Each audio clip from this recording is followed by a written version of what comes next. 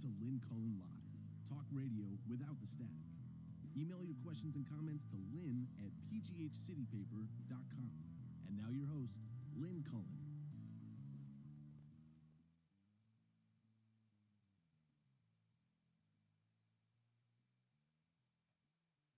And a good morning to you.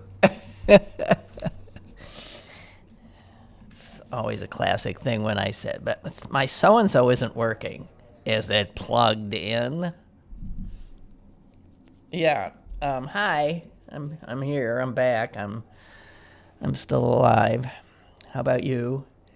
It's March 9, and I've been gone for, I've been in California for the last week, and I'm jet lagged. I'll tell you that right now. And on top of it, with daylight savings time starting, I'm 4 hours in the I don't know where I am, which is probably just as well. It's shaping up to be a interesting news day. It seems like when last I was here, the biggest concerns were about this was pre-Super Tuesday. So all of that has happened since last we had the opportunity to talk. And now, of course, the coronavirus, COVID-19, right? Clearly in the United States, in the majority of the states, and spreading, I would think, relatively rapidly. I mean, those numbers are just going to ratchet up. Having been in California, where it was seemingly much more obvious that we were in a, I don't want to say dire situation, but where, I mean, in that state, the governor declared a state of emergency while I was there. And to fly during this is an exercise in overcoming anxiety. I did all the, wipe down my seat stuff. I did not wear a mask, although I was offered one. And I was surprised that I didn't see many people wearing masks. I was in the Denver airport, and it was crammed. I mean, there were so many people in that airport, to and fro, cheek to jowl, getting on those planes. The planes I took 4 separate planes, all full. But that ain't gonna continue. And I just saw a picture of a flight that was about to take off from, I think, JFK to Rome. And there was like one person. And I swear there was nobody on it. I was talking to somebody in the park where I was walking the dog yesterday afternoon. And she and her entire family were to have spent Easter in Rome. They've canceled that, as would I. I would not fly if I didn't have to anymore. I don't think we have a clue what we're heading into here, because I don't know that any of us have ever experienced this. I think the closest in terms of the sense of danger and fear is you'd have to be really old, like me, and remember the polio epidemic of the early 50s. And I do remember that. And I remember as a child being very fearful. I remember having to go get a special shot, a horrible, terrifying shot where the needle looked to be 50 feet long, of gamma globulin, because I'd been at a birthday party and one of the girls ended up with polio, so that all of us who were at the party had been exposed. That's the kind of thing that, will be happening. And now that members of Congress have found themselves already exposed, you can just imagine how they will be concentrated on their own safety, in as much as that creates a situation in which we'll be more safe. We will see.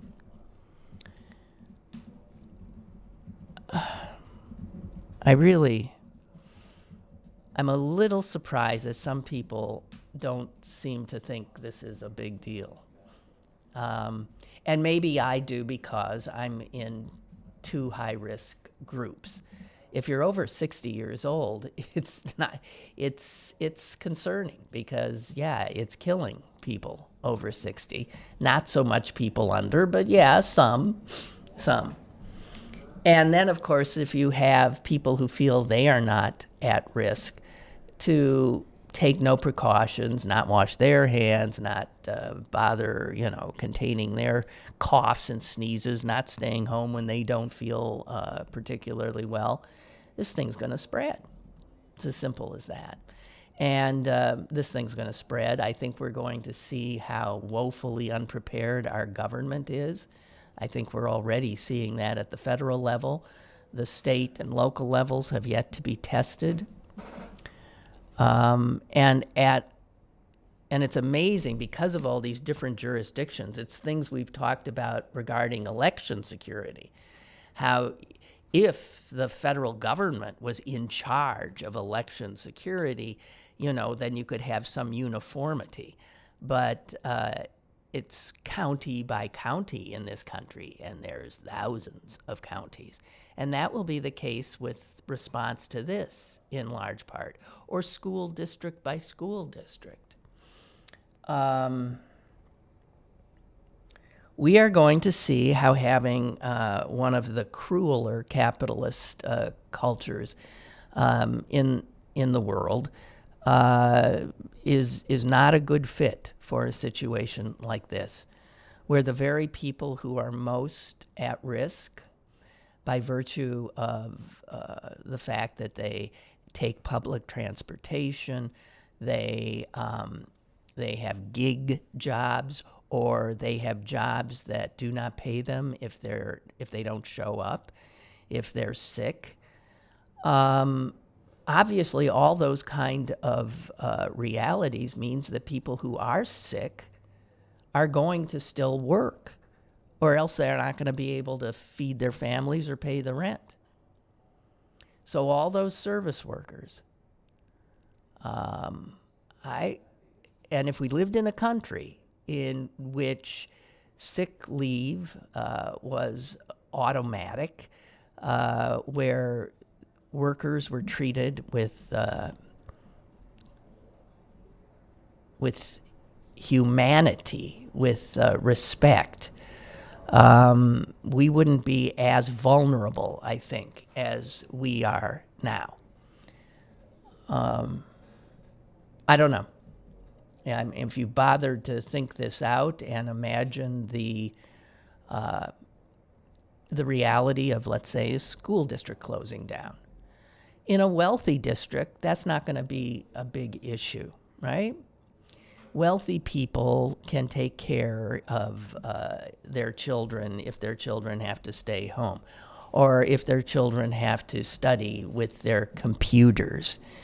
Children who live in poor neighborhoods and urban poor neighborhoods, where people are living in tighter, proximity to one another, are already at more risk.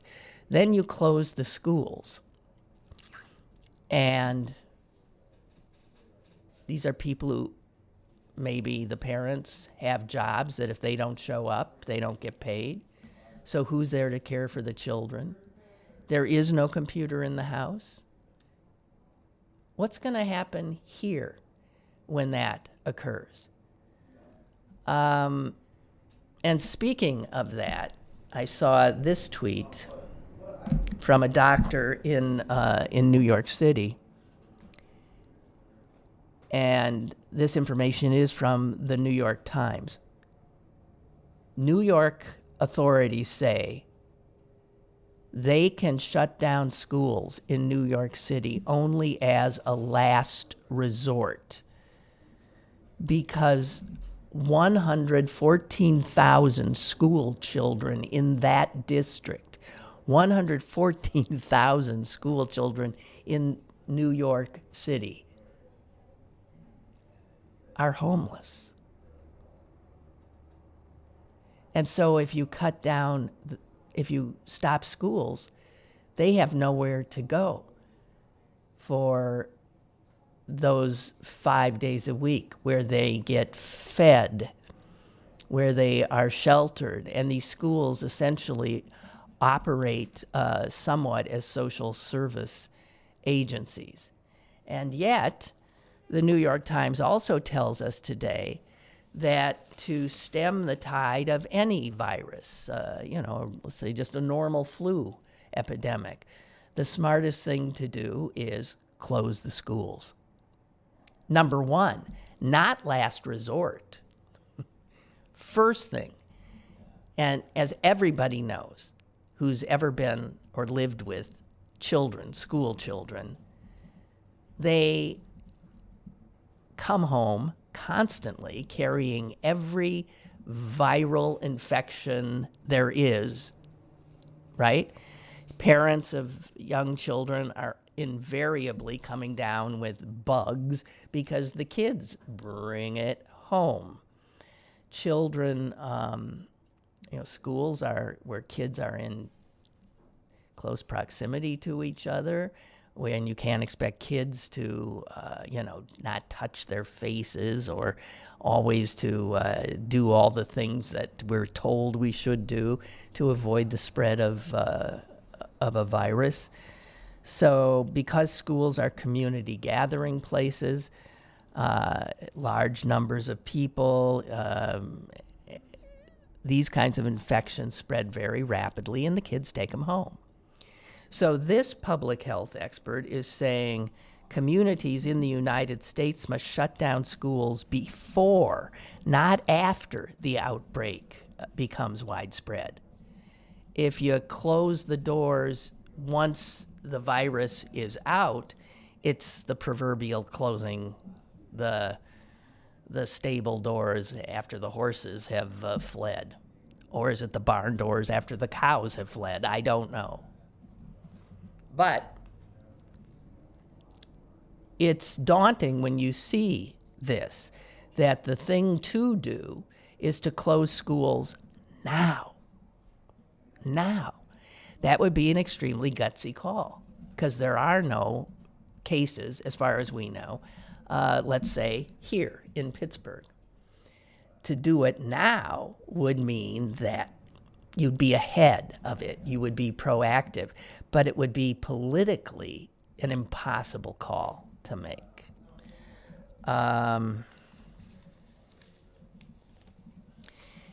And this person also says that the primary problem with this virus is that we don't know about it. This is the first experience we've had with it. We see how quickly it spreads. So we don't, all the epidemiologists do not have strong data yet, good and stable numbers to tell really how serious it is. Those numbers that we see, the number of cases, blah, blah, blah, blah, blah, I wouldn't put any faith in those numbers at all.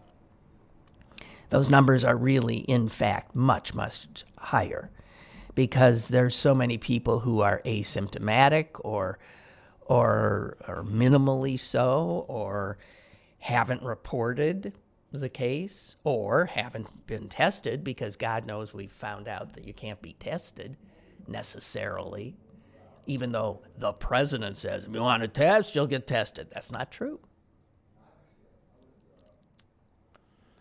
So we don't know what the fatality rate is. We don't really know how quickly this thing is spreading. So public health experts say the fact that we don't know means that we should probably take a better, safer than sorry approach. But that will not happen. It's not people's inclination. It's certainly not our political leadership's inclination, because it would require them to get ahead of a problem, and the public not necessarily understanding why certain draconian measures are being taken when there's only one case here or one case there, when in fact it might be the smartest thing to do.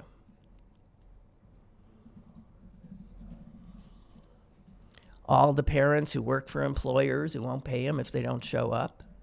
Employers actually telling their employees, if you're sick, don't come in, and if you're sick, you won't be paid. Well, where does that leave somebody?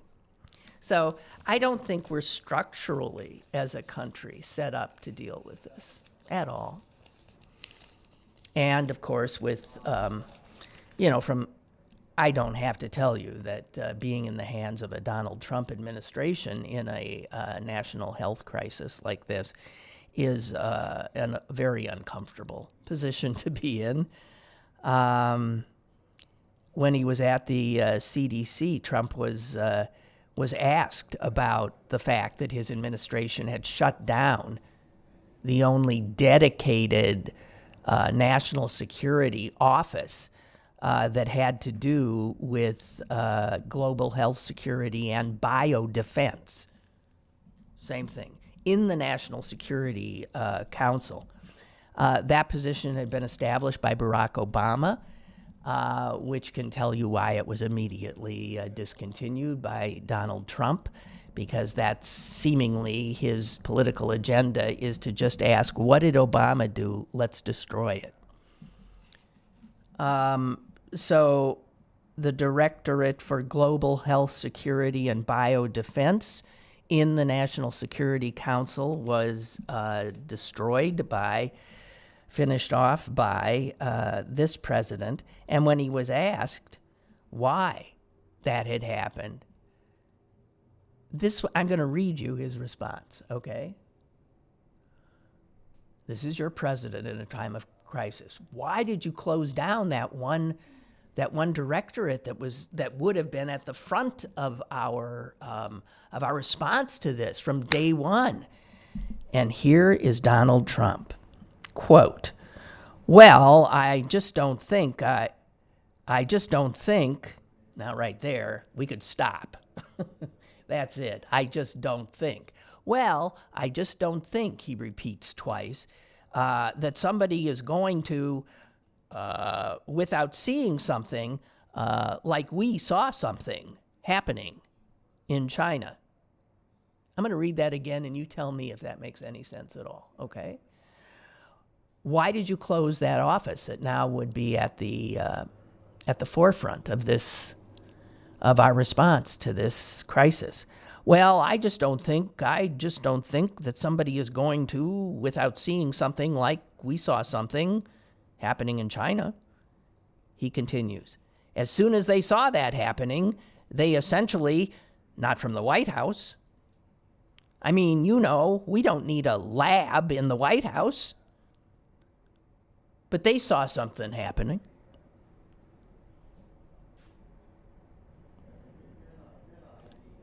That's our leader. That is as incoherent as it comes, as stupid a response as one can imagine. And of course, it would have made a difference if that office had still been there. People dedicated to exactly this kind of thing. As if it's about setting up a lab in the White House. But of course, rest assured, because as you know, Donald Trump said also at the CDC, I like this stuff. I really get it. People are surprised that I understand it. Every one of these doctors said, How do you know so much about this? Stop and digest that one sentence from Trump and tell me if that is not an encapsulation of the nightmare of having him in this position. Every one of these doctors said, how do you know so much about this? When we know damn well not one doctor said that to him. But he is such a liar, so incapable of anything but self-aggrandizement that he can say that and nobody says boo.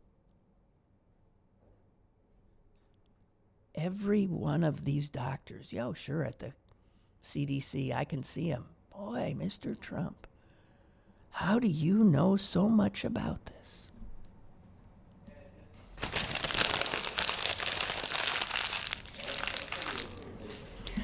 I don't know. For me, this story tops the presidential race right now. In the presidential race, yowie.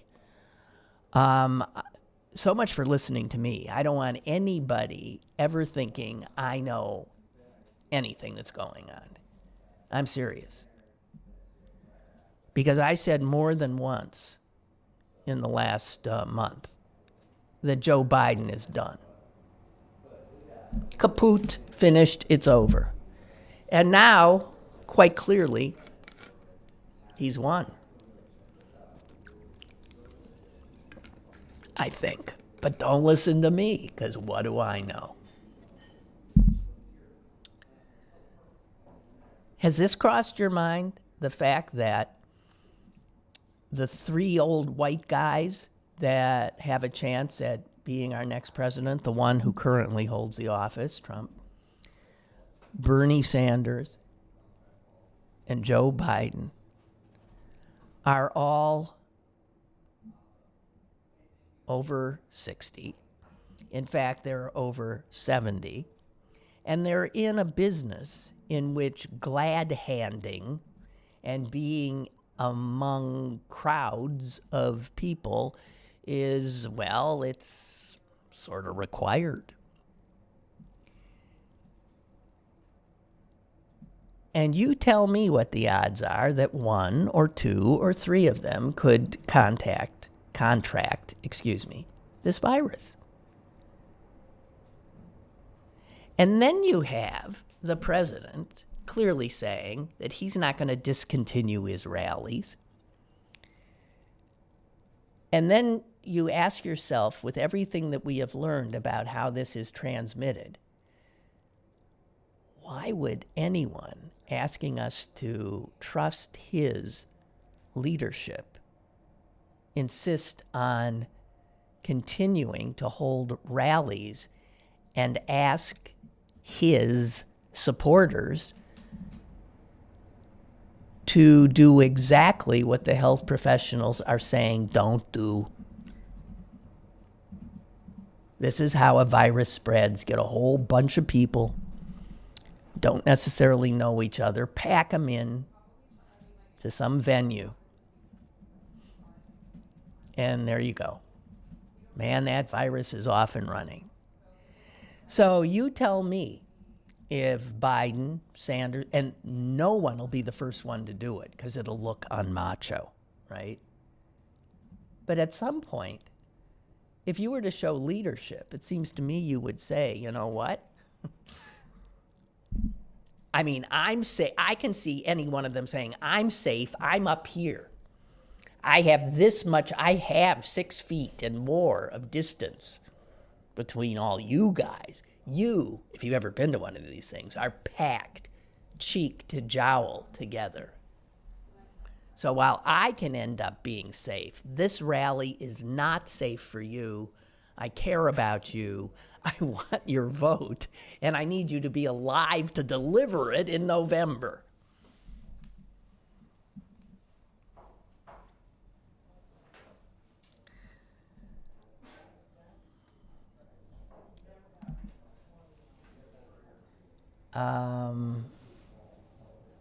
My email's not working really well, so your emails are being forwarded to my. You keep sending them. I do see that some are showing up here. Roger writes, oh, he has a new theme song that he thinks we should use for my show by Alanis Morissette called Reasons I Drink. Whatever. Oh, is it funny? Did you see how I think it was Tito's Vodka had to come out with a press release? Because I know in California we went to the drugstore and to get, hand sanitizer and other stuff for the flight back. And there wasn't any. I mean, there was nothing.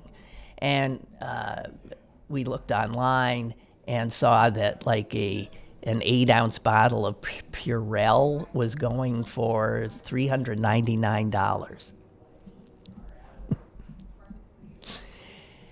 And then people started saying, well, you can make your own, no problem. So recipes started popping up, mostly alcohol, rubbing alcohol, and mixed with a little bit of aloe or something so the alcohol won't, just eat through your skin. But it was suggested by one of my nieces that she'd been told that, vodka. You don't need rubbing alcohol. Vodka will do it. And then, no sooner had she texted that than Tito's Vodka had to put out a press release saying, Tito's Vodka is not a substitute for hand sanitizer. So you would think they'd push it because more people then would maybe, you can buy it, you can drink it if you're anxious. Speaking of anxiety, I want to say that I do...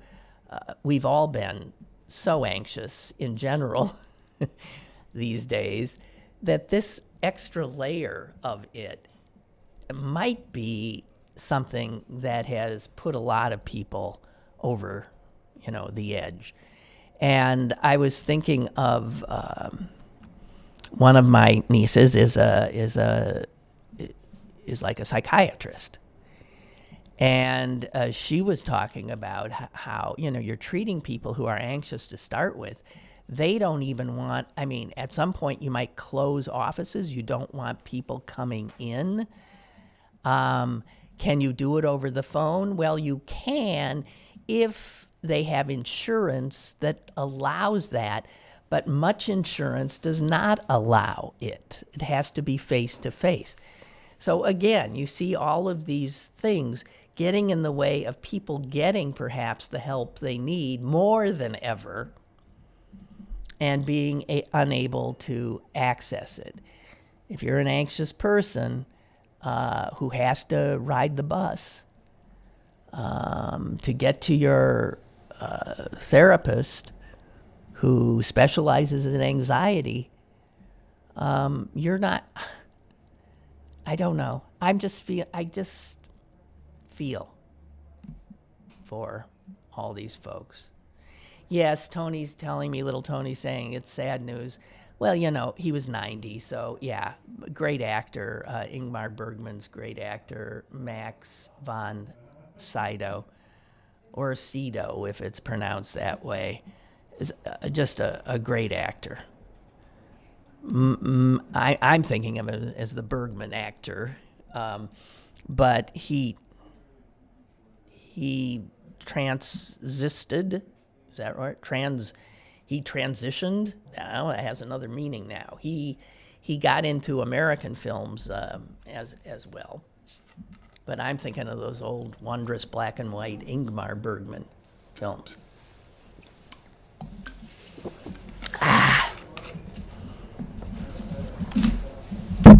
I don't know. It seems to me that this thing is going to unmask the deficiencies of our healthcare system. Oh, gosh. Of our capitalist system. There was a headline that I saw, and of course I don't have it, but it was about how in Italy, Italian government, it said, begs. That was it. Italian government begs, B-E-G-S, begs citizens to please, not travel. It had instituted an order, but it turns out it's pretty much voluntary because democracies are not necessarily well equipped to deal with this kind of thing where you tell people, no, you can't move, stay in place. An authoritarian government like China has a much better chance of containing an outbreak like this because they can flat out tell their people, you step outside your house, we're going to shoot you. And they believe it, so nobody moves. Containment becomes easier. In a country in which individuals obviously value our freedom, it's well nigh impossible for the government to order us to do things. We're disinclined to cooperate. A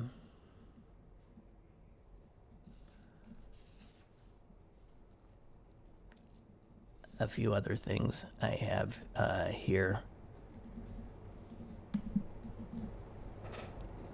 Little Tony says, when the candidates felt they had to drop out of the race last week, I felt so bad for all of them.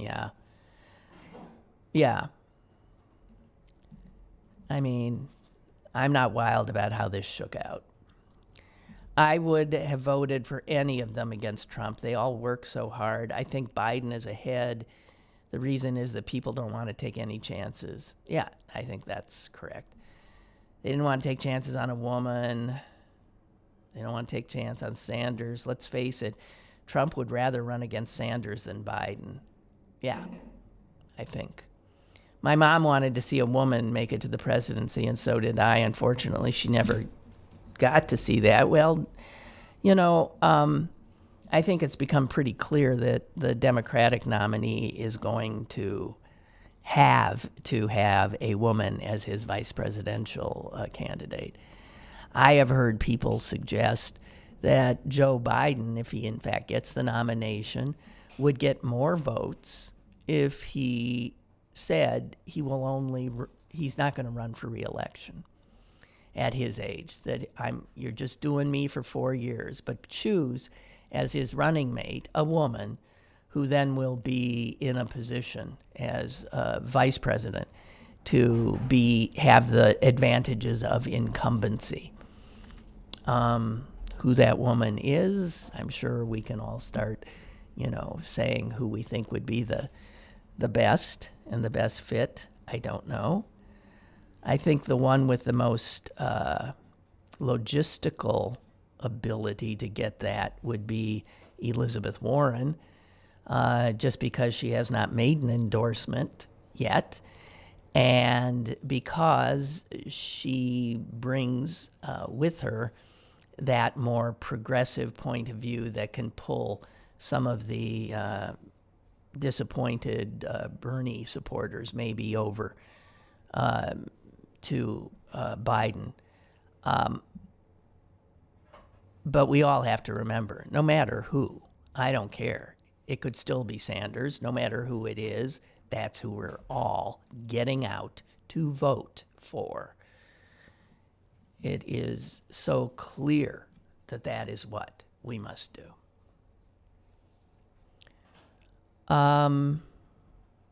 Two stories that are virus-related. New York City. Well, it's not. I don't think it's New York. It's maybe New Jersey. Where's the? Oh no, it's New York. It's in Queens. The Aqueduct racetrack. There's a lot of cash floating around in that place. And Saturday, 3 workers at the Aqueduct racetrack were emptying, I guess, the gaming machines that are there, as well as the racetrack going on outside with the real animals. They emptied them, as they do, regularly. And they were lugging all that cash to the safe. They put it in upstairs when they were ambushed, essentially, by two gunmen who relieved them of the bags of cash, which were said to contain up to $270,000. And the way these guys more easily made their getaway is that they were wearing surgical masks. So there were other people at Aqueduct wearing surgical masks, because some people now venturing out in public think that that's a smart thing to do, even though we're told, I don't know. So they were able to disappear back into the crowd, apparently, relatively easily, because they were using the cover of just being a concerned citizen wearing yet another mask. Now, the latest wrinkle on it is the people at Aqueduct think it might have been an inside job, since several employees had, it's according to the New York Times, several employees had called out sick that night. So they're thinking that the very people who called, do you say called out sick? When I came to Pittsburgh, I was struck by people said called off sick. What do you say? I called off sick. This is I called out sick. And where I had come from, we called in sick. So they all, you could argue all of them. I was used to saying called in sick, and then to come here and find it was the exact opposite, called out sick, and yet meant the same thing. Called in, called out, I get that. Called off is like called out. That's saying not coming. But anyway, are there others? Called in, called off, called out? That might do it, but we get the idea. Another coronavirus story is that they've halted naturalization ceremonies in Denmark because a anti-immigrant law passed by the right-wing government there last year said that no one could become a Danish national without, at the end of the ceremony, they had to shake hands with the presiding officer. And that law was, that had never been the case. You didn't have to shake hands to be a Danish citizen. Why would such a law be passed? Well, the thinking was that there are Muslim women or even Muslim men who would not comfortably shake the hand of somebody who was the other gender. And so this was, right-wingers leave no stone unturned. And so now that that's the law and handshaking is not a good idea, they've called off all naturalization ceremonies, which seems a little absurd. Just saying. Those of you who like absurdities are living in the exact right time.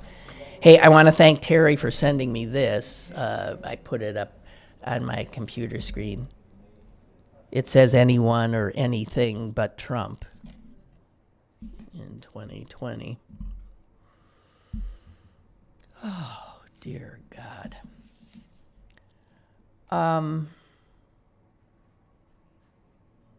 I got an explanation of benefits from my secondary insurer while I was gone, and I looked at it and I thought, here too, in a nutshell, is evidence of how messed up our health care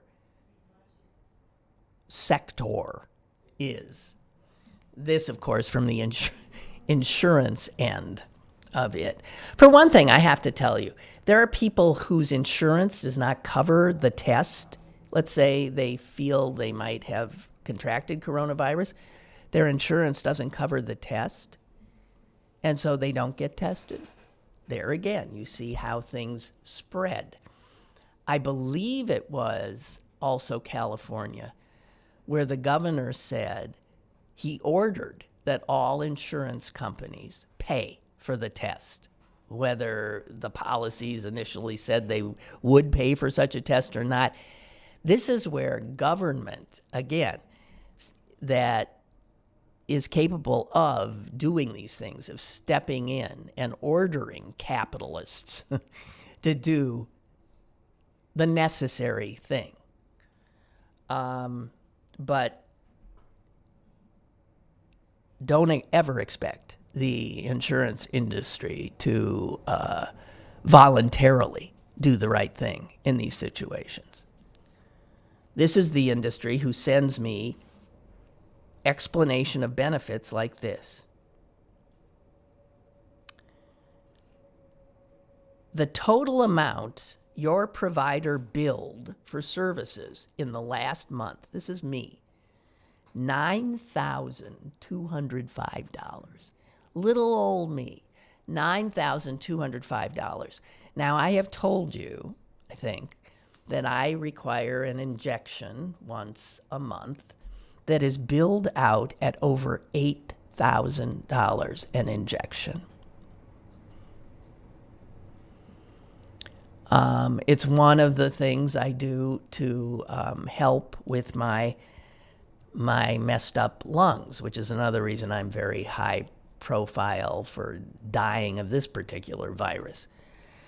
So, most of that, I don't even know what the other part of that is. I might have had a test, I don't know what. $9,205 every month for me.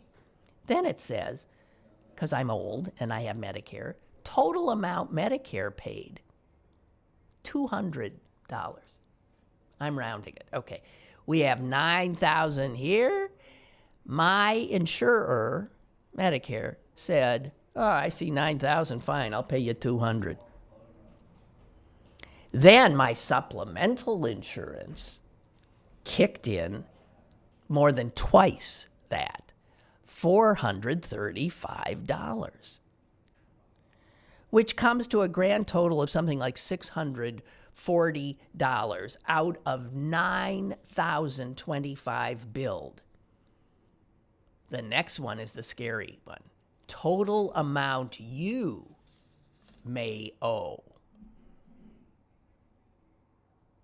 $0. Even though there's over $8,500 unpaid. What kind of system? And I know people will say, well, you see, they bill that for it. This is insanity. This is evidence right there, a little snapshot of the absurdity, the insanity, the absolute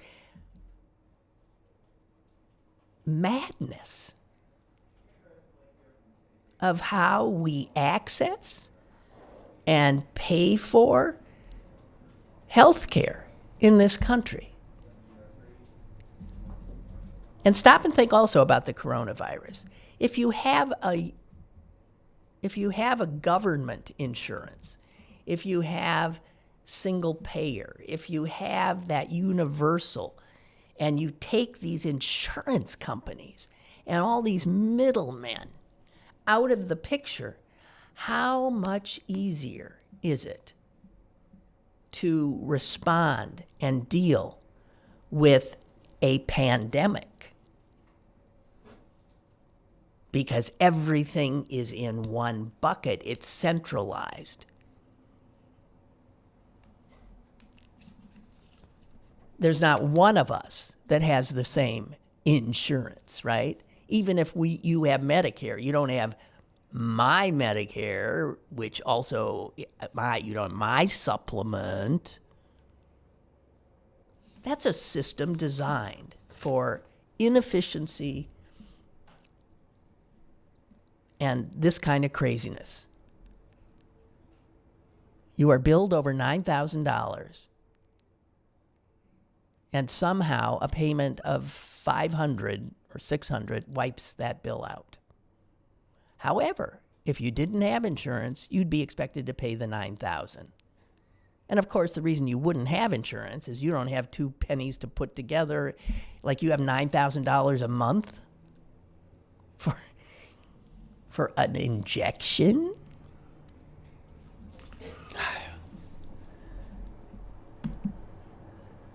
The stupidity is unbelievable.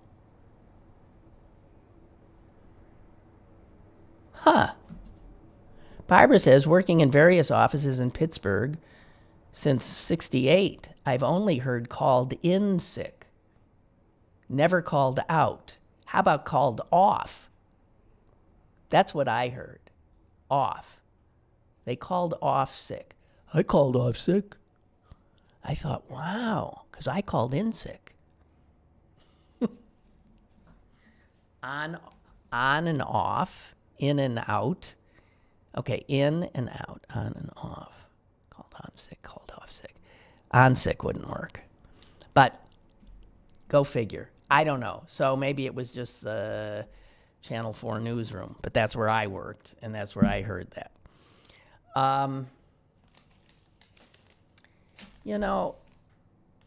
It was so gorgeous yesterday and today. I'm looking at blue sky. It's, what is it? It's going to be over 60 today. And while we mostly appreciate that, I see buds on, my trees. I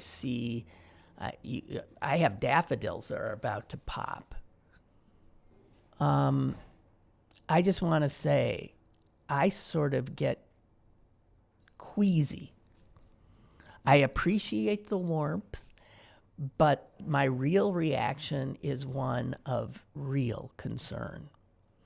Because this is evidence, obviously, of maybe the biggest problem facing us that we're doing next to nothing about, and that is climate change, the crisis, the climate emergency, I should say. And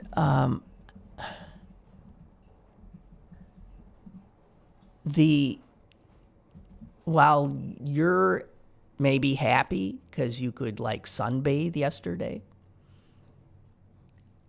the reality is that flora and fauna that are still working on what was the norm are going to die. Birds flying north when they have always flown back north are going to find that the insects that they fed off, or the flowers and pollen they fed off, have come and gone. So they'll starve. Used to be those things synced up, and they don't anymore.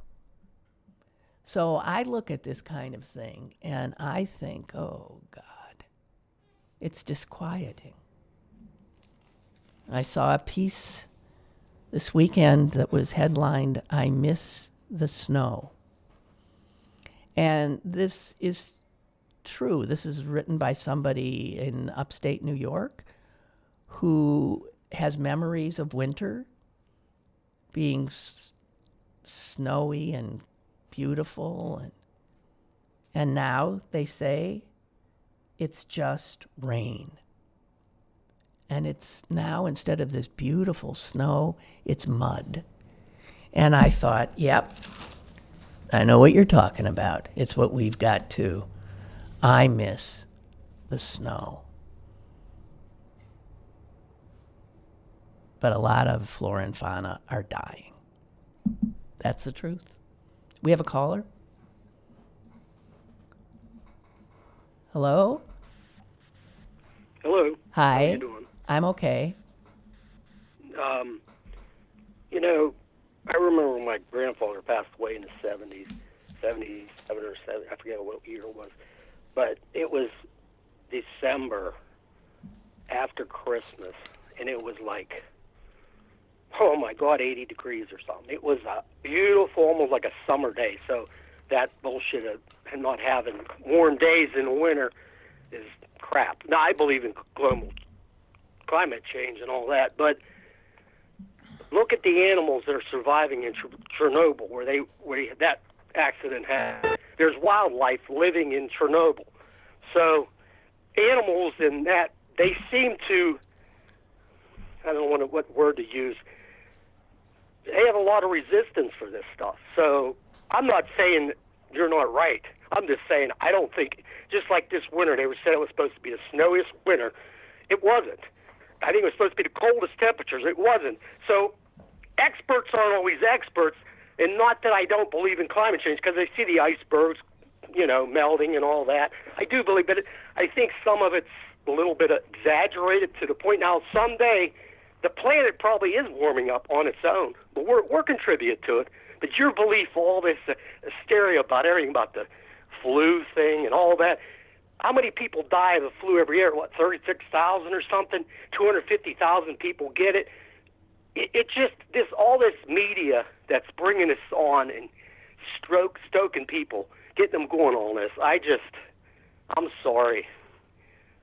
I don't know. It just gets to be too much to me. Okay, fine. I so totally don't agree with anything you've said. Okay. I appreciate it. What do you mean you totally don't agree? Agree with? I know the planet. No, I mean the numbers are the clear. Icebergs are melting. We're going to have problems. The weather is changing. I'm not saying that, but some of the stuff is so ridiculous. Okay. It gets to be This is not. After a while. Yeah, this is not the people like you who are saying, we get the flu, people die, tens of thousands of people die every year. Right. This is not the same thing. First of all, we know that the death. I understand that, Lynn, but it's the same thing as SARS. SARS was supposed to do. I mean, we don't know we may that. have all these people die. This might be the one, but it's always this way with the media. Always. We'll see. We'll see how it ends. That's all I can say on that. And then you said, you take for $8,000 with it. Yours is cheap. My wife works a specialty, and some people pay $30,000 a month, and they get help or some. But I agree with you. Those drugs, the way they do our medical is so ridiculous. How do you come up with $30,000? How do you come up with $8,000? You tell me. Whatever it is. It's totally ridiculous. Yeah. You Yeah. Well, we'll agree on that. Thank you. Appreciate it. Okay. I knew you were going to disagree on the global thing. I'm not saying it's no climate change. I agree with it. The weather is changing, but the planet's warming up. It's heating up on its own too. It goes in cycles. If you read some of the old stuff, how things went. I mean, not to say we're doomed. We probably are. We'll see you. Okay. I said enough. Okay, yeah. Okay, Bye. goodbye. Bye.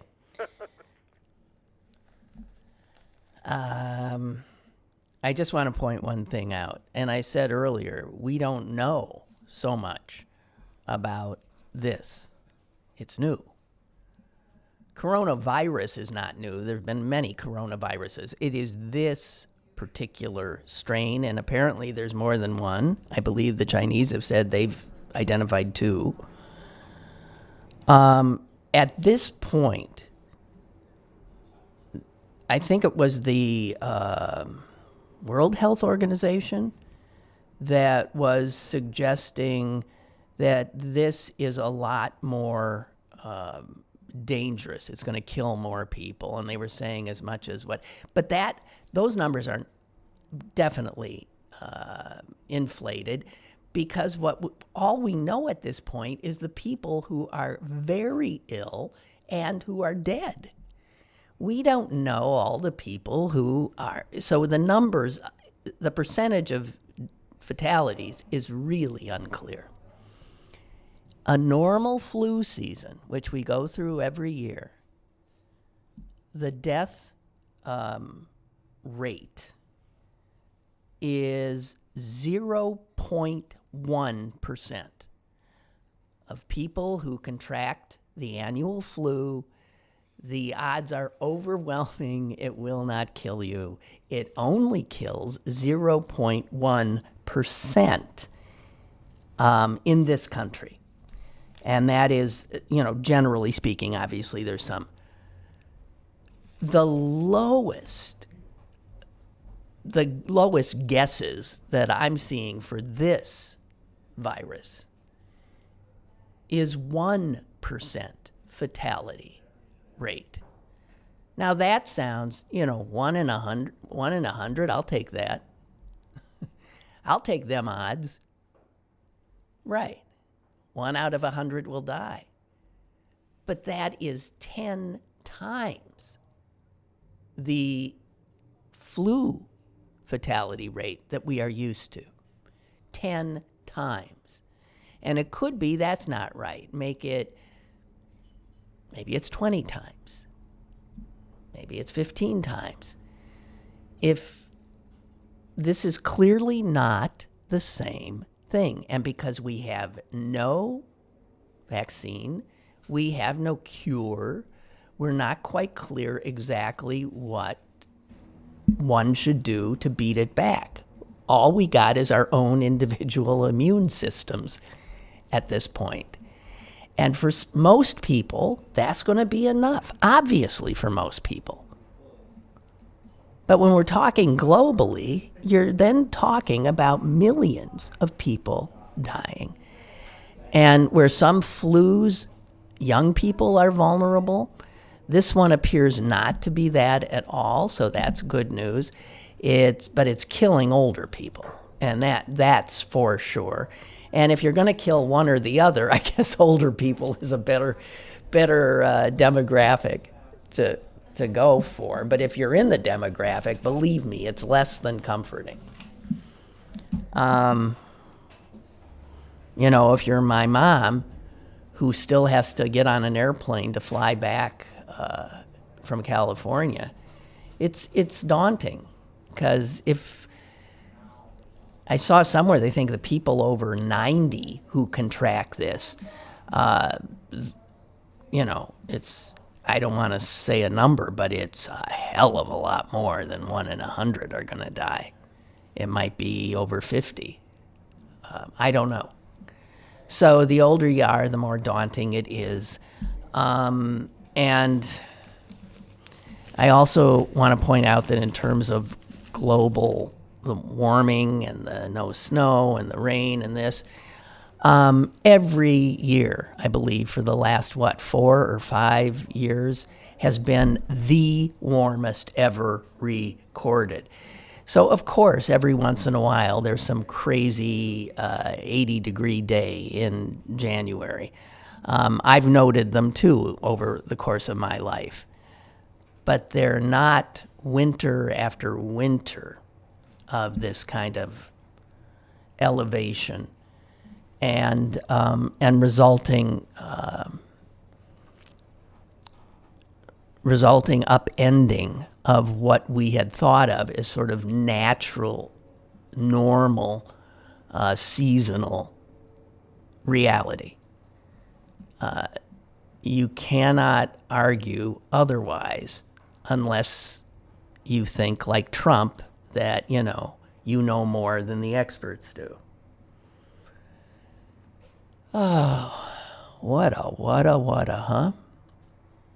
Amazing. So the question should be, I don't know. When I flew out to California, there were people on the plane who were going to this big, huge tennis tournament out there where I was. It's in Indian Wells. That was canceled, I believe, yesterday.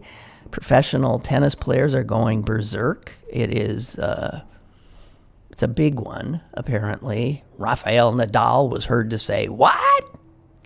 They've canceled? They're all already there, and they've decided can't hold it." That's an outdoor event. But I'm telling you, the mindset in California is a lot different than it is here. And I would think the mindset we're seeing there will be coming here. I don't know what's going to happen. I think what's the hockey team that's out there? There are a few. They were asked by the city to call off their game, and they refused. The NHL said no. See, now here's where, should the National Hockey League be able to supersede a government in saying, no, we're holding the game? When the government says you are endangering every single person who files into this arena. Who has the say?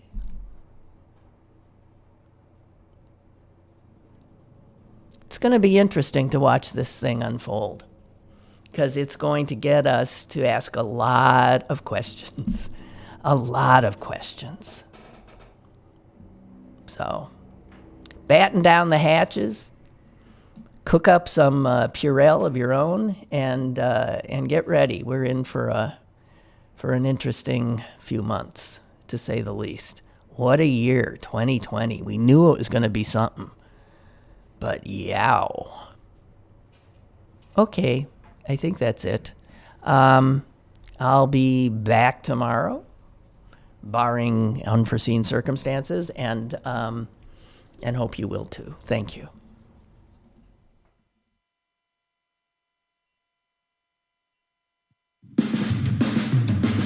Lynn Cullen Live, Monday through Friday from 10 a.m. to 11 a.m. and archived at pghcitypaper.com. The opinions expressed on Lynn Cullen Live are those of the host and do not necessarily reflect the viewpoints of Pittsburgh City Paper or its advertisers.